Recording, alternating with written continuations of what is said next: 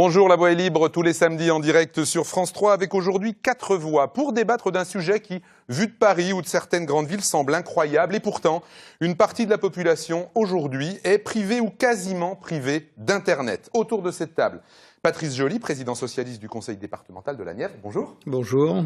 Ludovic Rochette, vice-président Les Républicains du conseil départemental de Côte-d'Or, en charge du numérique. Vous êtes aussi président des maires de Côte-d'Or. Oui, bonjour. Bonjour à vous.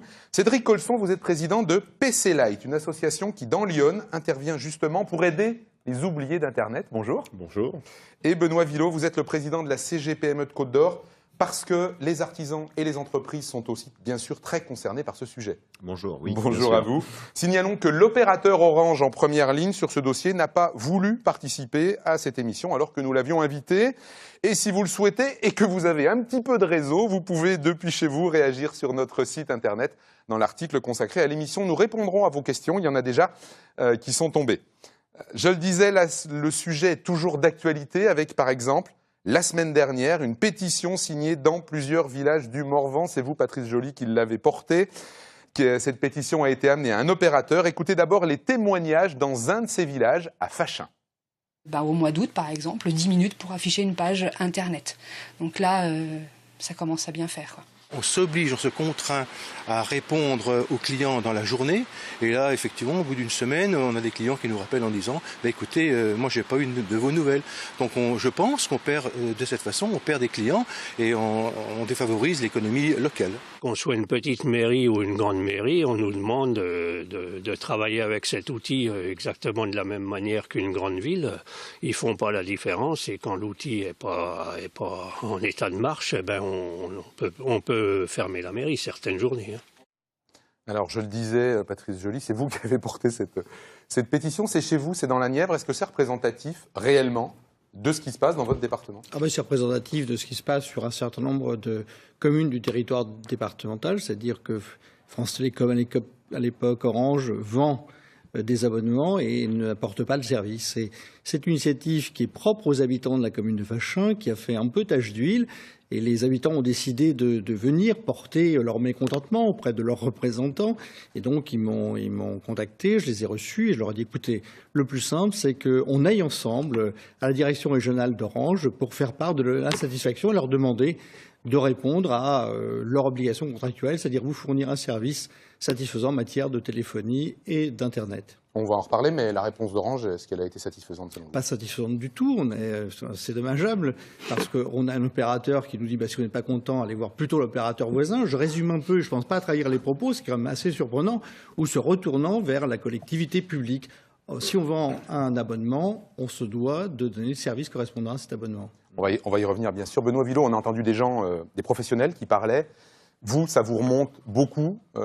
Vous présidez la CGPME en Côte-d'Or, ce genre de situation, des gens qui n'ont pas de débit, qui n'ont pas de réseau, qui ne peuvent plus satisfaire d'ailleurs à des obligations administratives aujourd'hui. Ah oui, alors ça, pour la campagne, évidemment, c'est un vrai problème, mais même à Dijon, je vous en parlerai juste après. Le non-accès à Internet, le non-accès à de la téléphonie dans des zones où en plus on voudrait accueillir des entreprises pour maintenir de l'emploi et des services, c'est un petit peu antinomique parce que pour accueillir des entreprises et qu'elles restent dans ces territoires ruraux, il faut se permettre de leur donner les moyens de pouvoir faire leur métier correctement, tout simplement. Et on a évidemment des grosses problématiques d'entreprises qui se déplacent ou qui aujourd'hui n'ont pas les moyens de répondre à leurs clients, à leur activité et à des déclarations qui sont à faire en ligne. Cédric Colson, est-ce qu'il y a une différence entre ce qui est affiché et le réel dans votre expérience?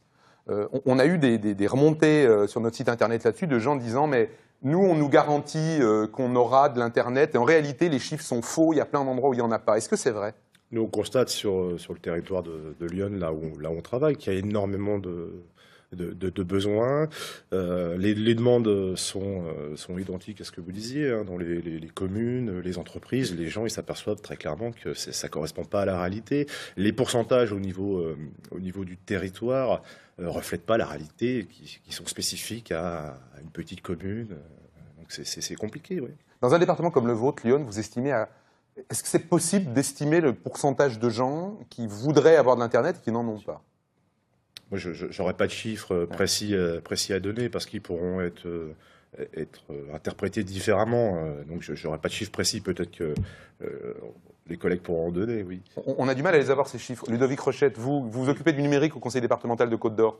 Ces chiffres, par exemple, pour votre département, pour la Côte-d'Or, vous les avez, vous les connaissez? Bien sûr, on a fait une étude avec les services du département. On était début 2015 avec sur 706 communes, 300 communes qui n'avaient pas de méga.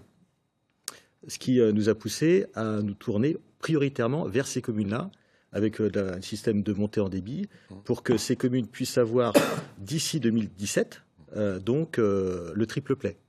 C'est-à-dire à peu près 15 mégas pour avoir téléphone, Internet, télévision. Alors là, dans ce cas-là, quand vous dites on monte en débit, ça veut dire quoi? Concrètement, que les gens comprennent bien. C'est vous qui payez pour qu'il y ait plus de débit? Vous mettez quoi? Des transformateurs, des amplificateurs? Enfin, moi, je comprends rien. En faisant très simple, on a 2 zones dans chaque département, des zones amies, là où il y a un opérateur qui va intervenir en investissant. Par exemple, Orange, Côte d'Or, c'est sur l'agglomération de Dijon et sur Beaune. Et les collectivités peuvent intervenir dans les zones extérieures, ce qu'on appelle les zones non amies. C'est là où le département intervient, avec 2 techniques, ce qu'on appelle le FTTH, c'est-à-dire la fibre qui arrive... Là, vous parlez de fibre déjà. On est déjà dans de la fibre. Oui. On n'est plus dans les réseaux anciens, le réseau téléphonique pour la DSL. Alors, ça, c'est oublié déjà. Non, je finis. Pardon. Premièrement, j'essaie de comprendre. Premièrement, c'est le FTTH, donc la fibre qui arrive juste à domicile ou à l'entreprise. Avec la prise. Et là, on a des zones, par exemple vers Montbard, vers Is-sur-Tille, qui ont été ciblées. Et puis d'autres communes où là, c'est la montée en débit, c'est-à-dire qu'on tire la fibre jusqu'à l'entrée du village. Et après, on va utiliser le système cuivré. Alors, il y a une nouvelle technique qui s'appelle le VDSL2 qui permet de booster avec le cuivre.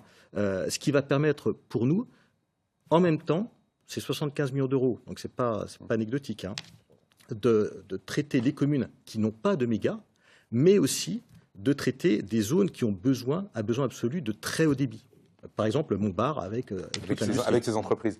Ouais. Patrice Joly, c'est la même situation pour vous. Depuis 2005, dans la Nièvre, vous aviez fait le choix d'une structure, en fait, pour ça. Oui. Quel rôle elle a joué? Qu'est-ce que vous avez fait pour essayer de compenser? Nous avons essayé de compenser, justement, les insatisfactions liées au fait que les opérateurs n'interviennent pas sur le département de manière satisfaisante, Orange en particulier. Donc, on a mis en place une boucle numérique au débit, une boucle qui permet effectivement de desservir un certain nombre la plupart des cantons du département, de manière à augmenter justement le débit Internet. Et parallèlement à ça, nous avons mis en place ce qu'on appelle un dispositif WiMax, c'est-à-dire en fait du Wi-Fi élargi sur le territoire pour aller desservir par le hertzien, et là pas par le cuivre, desservir les entreprises, les habitants qui ont besoin d'un débit suffisant.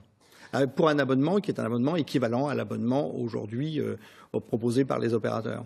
Et là, par exemple, les communes qui ont déposé cette pétition, Fachin par exemple, ça veut dire qu'elles ne sont pas desservies parce que vous avez fait, ni par les opérateurs, ni par vous? On ne sont pas desservies là parce qu'elles étaient censées être desservies correctement par l'opérateur. Est-ce que c'est vrai qu'en réalité, les opérateurs ne disent pas toute la vérité sur leur capacité à couvrir? On n'arrive pas à avoir les informations de manière très correcte sur Il y a une sorte de rétention d'informations. Il y a surtout des investissements minimaux qui pourraient être faits sur un certain nombre d'équipements qui permettraient de monter en débit. Pour vous donner une petite idée, il y a quelque temps, on avait à peu près identifié qu'il y avait 30 endroits dans le département, pour être simple, où avec un investissement entre 3 et 5 000 euros, Orange pouvait augmenter le débit de manière satisfaisante, de manière significative de la part des abonnés. Pour un montant global qui est de l'ordre de 150 000 euros, que je veux comparer aux 1 milliard d'euros de bénéfices d'Orange. Oui, et ça permettait d'améliorer le service pour 10 000 foyers, ou en tout cas 10 000 prises, ce qui n'est pas rien, c'est 20 à 30 000 habitants. Alors, on redira que Orange, qui va en prendre pour son grade pendant toute cette émission, n'a pas voulu participer à l'émission alors qu'on les avait invités. Benoît Villot, vous étiez en train d'acquiescer au décalage entre le coût peu important de l'équipement et les bénéfices. Mais oui, parce qu'une entreprise... Vos artisans, vos chefs d'entreprise de PME, ils réagissent comment par rapport à ça? Ils ne comprennent pas. Ils comprennent pas parce que nous, on n'est pas là en train de demander tout aux collectivités tout le temps, avec justement des moyens qui sont de moins en moins importants. Un acteur aussi important qu'Orange, aujourd'hui, avec le résultat net dont on vient parler, se doit d'équiper le territoire pour pouvoir demain rayonner encore plus. Et c'est aussi dans son intérêt demain pour les consommateurs d'Internet. Je voudrais rebondir sur une chose qui a été dit tout de suite, qui a été dit tout à l'heure. On parlait de campagne, on parlait de Dijon également. Oui, vous aviez envie de parler de Dijon. Oui, j'ai envie d'en parler parce que c'est pas seulement la campagne. Aujourd'hui, à Dijon, on veut être la capitale d'une grande région demain. Et nous avons créé des pôles tertiaires, comme Valmy 3, que vous connaissez, qui, aujourd'hui, pour pouvoir accueillir des entreprises de manière exogène, c'est-à-dire des entreprises qui viennent d'ailleurs, ont besoin de la fibre. Valmy n'a pas la fibre. Le très très haut débit à Valmy, ça n'y est pas. C'est quand même fou quand on fait des parcs tertiaires de cette envergure, alors que la fibre est mise à disposition de certains logements. Dans les programmes de logement, on met la fibre. Je pense qu'il y avait une priorité pour l'emploi, l'entreprise. C'était déjà d'équiper les zones tertiaires qui accueillent des entreprises demain qui veulent s'installer, qui refusent de s'installer à Valmy d'ailleurs. Ouais. Il y en a certaines qui disent « Ah ben non, pas de fibre, pas de très haut débit, pas Dijon ». Donc, si on veut vraiment être attractif et si on veut vraiment venir des entreprises ici à Dijon et créer de l'emploi, eh bien, effectivement, il va falloir qu'on s'équipe de la fibre sur les grands pôles tertiaires. Cédric Colson, au jour le jour, vous, dans votre intervention, puisqu'on va le redire, vous répondez aux gens qui disent « Moi, j'arrive pas à avoir Internet. » Et vous, d'abord, qu'est-ce que vous venez proposer, vous? On a entendu ce que faisaient les collectivités. Qu'est-ce que vous faites? Nous, notre action, elle est simple. On s'est dit tout simplement, on ne va pas attendre parce que c'est compliqué. Les opérateurs nationaux, ça demande du temps, ça demande de l'argent. Nos élus, ils sont empêtrés un petit peu dans tout ça parce que de l'argent public, on sait qu'il n'y en a pas beaucoup et c'est compliqué. Il ne faut pas le dépenser n'importe comment. Et donc les gens viennent nous voir en disant mais voilà, PC Live, vous proposez de l'accès à Internet là où il n'y en a pas, vous faites du très haut débit et ça coûte pas cher, comment vous faites? Donc on s'est dit tout simplement, on se prend en main et on va se mettre ensemble pour faire avancer les choses, non pas contre le département ni contre les opérateurs, c'est juste qu'on ne veut pas attendre 5, 10, 15 ans pour faire des choses. Et très régulièrement, on a des collectivités, des communes, des entreprises qui viennent nous voir pour répondre à des besoins spécifiques parce qu'ils sont dans des zones blanches ou alors très mal desservies. On va dire que vous êtes dans un département qui a pris du retard par rapport à d'autres? Je pense qu'on n'est pas en tête de peloton, loin de là, dans le département de Lyon, malheureusement. Et on veut faire avancer les choses, quitte à bousculer les consciences, les opérateurs et les élus, pour faire avancer les choses. Concrètement, vous avez donné de l'Internet à combien de foyers? Là, aujourd'hui, on a 183 personnes en 2 ans, donc ça peut paraître dérisoire, ça peut paraître peu, mais c'est 183 foyers qui n'avaient pas accès du tout à Internet. Et combien de demandes? 183 équipés, en ce moment, combien de demandes? Il faut savoir que c'est compliqué aussi. Nous, ça demande du temps pour pouvoir installer un relais, parce qu'on travaille avec des ondes hertziennes, comme le disait monsieur. En gros, vous ne passez pas par le sol, par les câbles, vous passez par le ciel. On a une partie avec des câbles, parce qu'on ne peut pas faire autrement. La technologie du VDSL qui nous aide bien. On a 2 fibres qui sont tirées pour l'association. Et puis après, on utilise des relais, donc des châteaux d'eau, des églises, des points hauts, pour faire passer cet Internet par la voie des ondes radio. Ludovic Rochette, vous vouliez réagir quand on parlait de Dijon tout à l'heure? Oui, parce que dans votre introduction, vous avez parlé que c'est un sujet un peu surprenant pour les grandes villes. Oui, ouais. Et effectivement, on a des quartiers dans l'agglomération dijonnaise, on a des zones d'activité dans l'agglomération dijonnaise qui ont souci. On peut parler aussi de Cap Nord.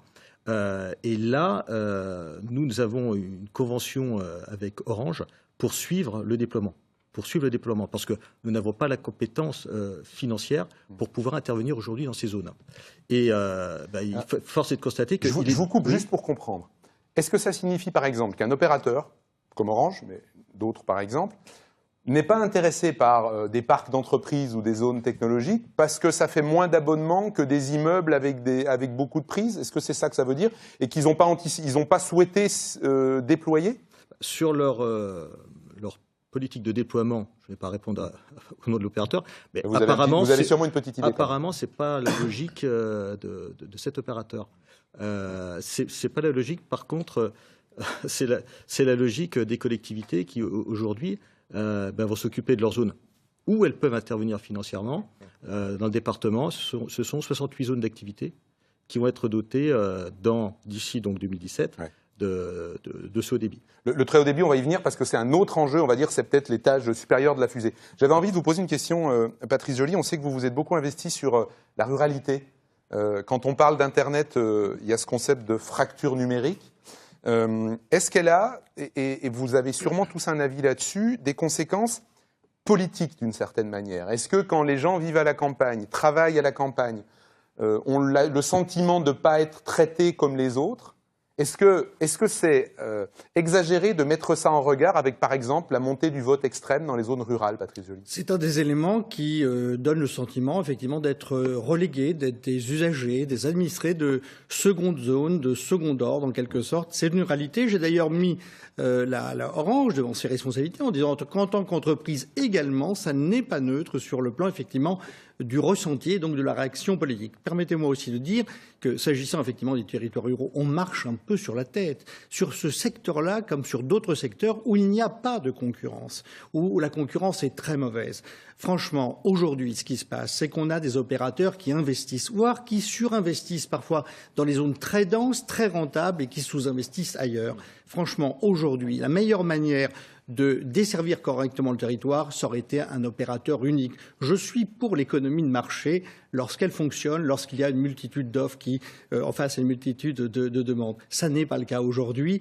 La meilleure solution, ce serait, en tout cas ce qu'il faudrait, et ça pourrait être une initiative que l'on prenne dans les temps qui viennent, c'est qu'on reconstruise au moins sur les zones rurales, celles qui ne sont pas dans les zones amies, c'est-à-dire confiées à des opérateurs, qu'on construise un grand réseau national de coopération entre toutes les initiatives départementales ou régionales qui vont être prises prochainement. En tout cas, c'est un appel que je lance aujourd'hui parce que je crois qu'on aurait ainsi une force, une expertise financière, technique qui nous permettrait de peser sur cet enjeu de société qui est très important, à la fois pour le développement économique, mais également sur le plan politique. Sachant que je vous lis à haute voix les propositions de statut de la nouvelle loi numérique qui est en discussion en ce moment par la secrétaire d'État au numérique. C'est d'ailleurs contributif, les gens ont pu contribuer. Il est question de liberté, égalité et fraternité. Dans fraternité, il est écrit « Parce que l'accès de chacun au réseau répond à un impératif républicain de solidarité et d'inclusion des citoyens, il sera une priorité du projet de loi ». Ça veut donc dire que normalement l'accès au réseau devrait être un peu comme une distance d'une maternité ou d'un service d'urgence, Patrice Joly? Ah ben c'est exactement ça. Enfin, c'est vraiment le principe d'égalité, de fraternité. Je vais même au-delà, c'est un principe lié à notre volonté aussi de développer les territoires ruraux pour ce qu'ils peuvent apporter à leur population, mais ce qu'ils peuvent apporter comme contribution au développement de notre pays. Dans ce pays, on a le plus bel espace rural en Europe, avec l'ensemble de ses ressources à la fois naturelles et humaines. Il faut qu'on puisse avoir les moyens de développer. Effectivement, la technologie numérique est indispensable. Cédric Cosson, je vous voyais acquiescer.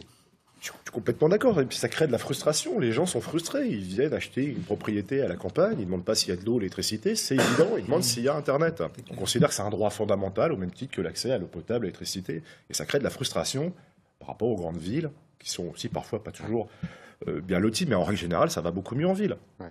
Il y a aussi une forme d'ambiguïté, Ludovic Rochette, parce que vous disiez c'est un droit fondamental comme l'eau, comme tout ça. Enfin, ça fait très longtemps que tout le monde a décidé que c'était d'abord une marchandise, l'accès à Internet.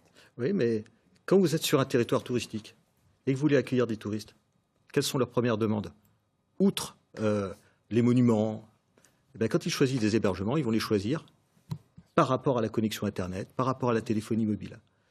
Aujourd'hui, c'est un facteur qu'on ne peut pas oublier. Puis, deuxième chose, c'est que si les collectivités aujourd'hui sont obligées d'investir, elles le sont parce qu'il faut bien que quelqu'un fasse quelque chose aujourd'hui pour nos territoires. Dans une situation économique assez compliquée. Mais néanmoins, c'est un ballon d'oxygène pour les entreprises. Parce que, au Conseil général, 75 millions d'euros d'investissement sur 3 ans, c'est 75 millions d'euros pour les entreprises, en espérant que ce soit des entreprises locales. Benoît Villot, ce que vient de dire Patrice Joly, c'est-à-dire, est-ce que ce ne serait pas l'occasion de mettre tout le monde ensemble, d'essayer de fédérer toutes les initiatives? Est-ce que c'est typiquement le genre de choses que vous, de votre côté, vous aimeriez? Moi, je ne suis que d'accord sur... Parce que clairement, le haut débit, l'Internet, les choses comme ça, ça a autant fait l'objet de guerres et de flingage entre collectivités depuis des décennies que de coopération. Moi, je ne remets pas, là encore une fois, je remets le débat où je vous l'avais posé tout à l'heure, c'est-à-dire que pour moi, ce n'est pas de la responsabilité des collectivités d'amener le haut débit. On a des opérateurs, ils se substituent à un opérateur national qui doit faire son travail. Aujourd'hui, la collectivité, elle doit donner le cadre et créer des zones susceptibles d'accueillir des entreprises, et l'opérateur doit faire son travail. L'opérateur unique pour structurer un territoire, et puis pour demain, pourquoi pas, si c'est la solution. Si c'est la solution de demain avoir un programme très ambitieux avec un opérateur unique qui va demain irriguer les campagnes et certaines grandes zones économiques de grandes villes également, puisqu'il n'y a pas que les campagnes, qui ont besoin d'autre chose, pour pouvoir créer de l'emploi en ruralité, c'est très important. Maintenir les entreprises, on parlait du Nord-Côte d'Or tout à l'heure, Montbard, Semur, Châtillon, etc. Il y a un bassin d'emploi qui est en train de s'amenuiser parce que les entreprises ont du mal à rester également. Et Internet fait partie pas uniquement, mais fait partie des choses qui pourraient maintenir les entreprises en ruralité. Est-ce que ça signifie quand même qu'un certain nombre d'entreprises, elles payent en plus pour avoir du haut débit, avoir de l'intranet, se faire leur propre réseau en réalité? Des charges inutiles. des charges inutiles pour des petites entreprises déjà en difficulté qui doivent payer en plus pour avoir un Internet correct, et pas performant, correct. 1 heure pour ouvrir une page, comme disait un maire du Morvan, Patrice Joly. Les habitants aussi paient le même abonnement que tout le monde pour le triple play, c'est-à-dire le téléphone, Internet et la télévision. Mais moi, dans mon village, je paye pour les 3, j'en ai que 2, et avec un débit qui est pas toujours satisfaisant, en tout cas irrégulier, parce que c'est un élément aussi. C'est-à-dire parfois, il y a effectivement des difficultés d'accès, mais il y a surtout des difficultés liées en fait à avoir un service de qualité en continu. Et c'est très dommageable. Vous parliez sur les questions touristiques. Moi, j'ai des restaurateurs, enfin des gens qui travaillent dans le tourisme cet été, qui ont eu des difficultés parce que pendant plusieurs heures, voire plusieurs jours, ils ne pouvaient pas utiliser la carte bleue, tout simplement. Le service était défaillant. Alors, comment on fait ? Vu de Paris, ça semble effectivement assez incroyable, Ludovic Rochelle. Oui. Et c'est vrai qu'on avait pris des retards. En Bourgogne, hein, le temps moyen de connexion, le temps moyen, c'est 7 secondes. Donc ça va d'une heure jusqu'à 1 seconde. Ça veut dire qu'on avait pris quand même du retard. Et il faut faire notre autocritique. Hein. On a aussi beaucoup tergiversé entre élus pour savoir quelle était la technique que l'on voulait adopter. Je crois que maintenant ce temps est fini. D'ailleurs, est-ce que c'est vrai que longtemps les élus n'y ont rien compris et que beaucoup ne s'y sont pas intéressés ? Je pense plutôt que les élus et les opérateurs se sont regardés. Et puis, aujourd'hui, on a un seuil, on ne peut plus attendre. Et c'est vrai, hein, ce que disait Benoît Villot, c'est pas la collectivité, normalement, de le faire. Mais aujourd'hui, si personne ne le fait, ça se fait pas. Donc, les collectivités ont pris ça en main. Et puis, je voulais... La preuve aussi que les élus l'ont bien compris, c'est que les élus, entre départements, aujourd'hui, s'associent. Dans la société publique locale qui va être vous montée. nous amenez au chapitre suivant. Mais bien. je voulais juste quand même, parce que je vous voyais sourire quand j'ai dit un certain nombre d'élus ne comprenaient pas grand-chose et s'y intéressaient pas. Allez, on va pas mentir, mais c'est vrai qu'il y a des gens qui viennent vous demander de leur expliquer, Cédric Colson. Oui, il y a des élus qui viennent nous demander qu'on leur explique, mais c'est tout à leur honneur, parce que l'opérateur Orange vient en disant « Oh là là, ça coûte très très cher, la fibre c'est très très compliqué, vous savez, il vaut mieux attendre, est-ce que vous pouvez faire le nécessaire pour qu'on ait des subventions, il faut que la collectivité agisse comme ci, comme ça ». Donc les élus, ils écoutent ce qu'on leur dit, c'est compliqué, ils essayent de comprendre, et puis de temps en temps, il y en a qui viennent nous voir en disant « Bon, écoutez, là, les petits gars, expliquez-moi, moi j'ai pas bien compris », et on leur explique que c'est pas si compliqué que ça, effectivement que ça peut coûter cher, mais que c'est pas si compliqué que ça, qu'on voudrait bien leur faire croire. Oui, moi, je veux dire quand même, c'est le plus compliqué, et c'était des compétences qu'on n'avait pas dans nos collectivités. On les a acquises il y a 10 ans dans la Nièvre, on faisait partie des premiers départements, mais pourquoi ? Parce qu'on était plus contraints que les autres, parce que l'opérateur intervenait beaucoup moins bien qu'ailleurs. Mais il y a des compétences non seulement techniques, avec des alternatives qui sont importantes, sur les modèles économiques, qu'est-ce qui, sur le long terme, effectivement, permet de rentabiliser au mieux l'investissement qu'on réalise. C'était autant de compétences qu'on n'avait pas. Il a fallu les acquérir pour pouvoir être des interlocuteurs valables face aux opérateurs qui ont toutes les cartes dans les mains. Très opaque. Ouais. C'est ce qu'on disait tout à l'heure sur la réalité des chiffres. Vous parliez effectivement de la coopération entre les conseils départementaux, parce que c'est vrai que, et d'ailleurs c'était une des raisons de notre volonté de faire cette émission, il y avait des exemples ruraux, il y a aussi ce qui se passe dans les conseils départementaux en ce moment avec la création d'une structure beaucoup plus vaste. À propos du très haut débit, effectivement, ça les gens ne le savent pas non plus, c'est la nouvelle étape. On va essayer d'être très très simple, très caricatural. En gros, avant, on utilisait le réseau téléphone. Maintenant, pour avoir du très haut débit, il faut créer en gros un nouveau réseau avec de la fibre. Donc, il va falloir poser le réseau dans un certain nombre d'endroits, là où les opérateurs n'iront pas. Puis, il faudra après, on en parlera aussi, exploiter tout ça. On est surpris de voir que, par exemple, moi j'ai appris ça dans un département comme le vôtre, Lyon, le plus gros opérateur, Orange, pour ne pas le citer, n'est intéressé que par Auxerre et Sens, et n'est même pas intéressé par une communauté de communes comme Joigny. On tombe quand même de l'armoire quand on apprend ça, Cédric Colson.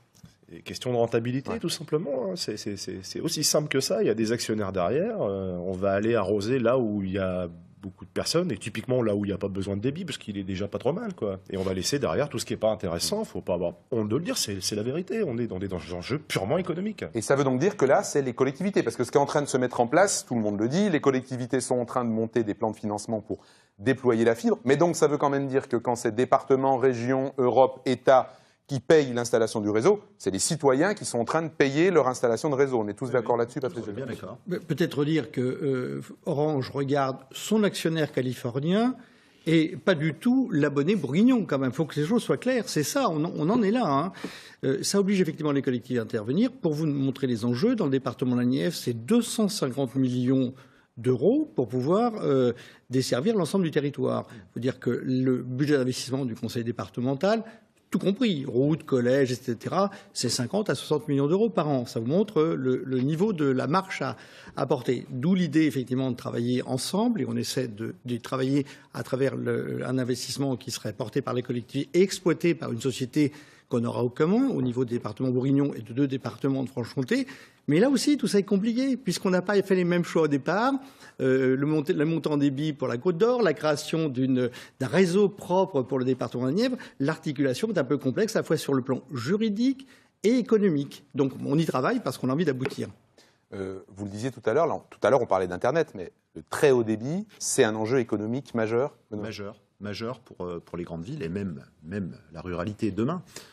Mais l'enjeu, c'est aujourd'hui de pouvoir accueillir des entreprises dans nos grandes villes qui puissent et qui ont besoin et qui ne viendront pas, de toute façon, s'il n'y a pas ce très haut débit. Elles resteront à Paris ou à Lyon. C'est ce que demande une entreprise quand elle a envie de s'installer quelque part. Bon, il y a le confort de vie, il y a un certain nombre de choses, mais très haut débit, ça vient dans quel rang? Très haut débit, je pense que ça vient pas loin du premier rang. Pas loin du premier rang. C'est vrai pour les entreprises, c'est vrai pour les habitants. Si on veut développer le télétravail dans nos territoires, comme veut le faire l'État actuellement dans le cadre de la fusion des régions, si j'ai bien compris, il faut soutenir les collectivités pour que on puisse travailler dans toutes les communes. C'est effectivement, excuse-moi Ludo, on a aujourd'hui les PME, dans la difficulté, on les met souvent en face de leurs responsabilités.